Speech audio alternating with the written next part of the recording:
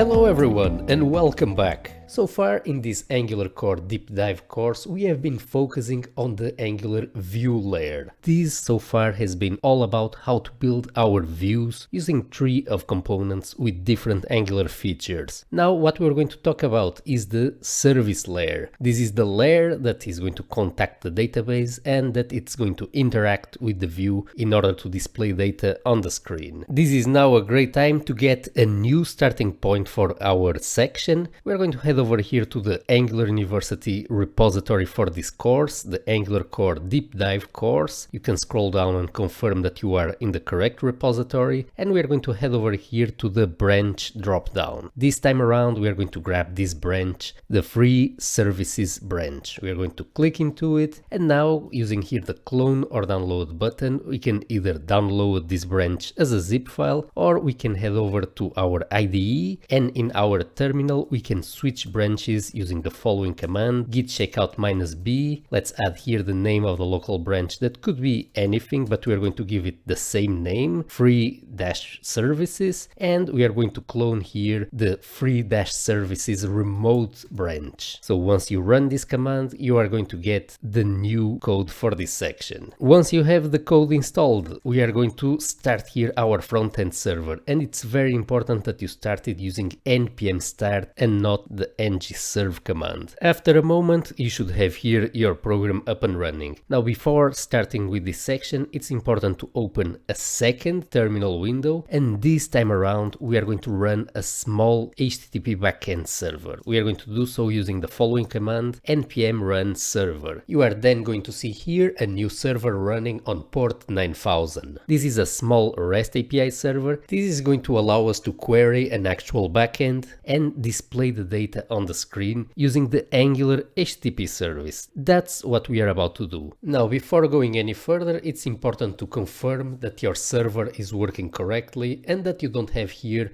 a blocked port or something similar. Now, in order to confirm that, we are going to head over here to the port localhost 9000 and don't access here the root of this server because there is no route configured and you're going to get a 404. Instead, we're going to access /API/courses. And if you do so, you should get here some JSON on the screen displaying here a list of courses. Now, I'm using here a plugin in order to pretty print the JSON here on the browser, but if you are not using it, you are going to get here the raw JSON that will look something like this. In all cases, we did not get here a 404 and we have confirmed that our server is up and running. Great, so the next thing that we're going to do is we are going to confirm that the application is working correctly. So we're going to refresh here the application and we see that we have here a slightly different starting point than what we had before. If we inspect here our application component, we are going to see that this data here is not coming from the backend. We are still receiving it here from the courses variable, which is simply a hard-coded value here in our dbdata.ts file. What we're going to do next is, instead of grabbing the data here directly just from a file, we are going to query this backend that we have running here on the second terminal, and we're going to grab that data that we saw here in the browser, that JSON, and we're going to display it on the screen. So we will no longer be using here the courses hard-coded value,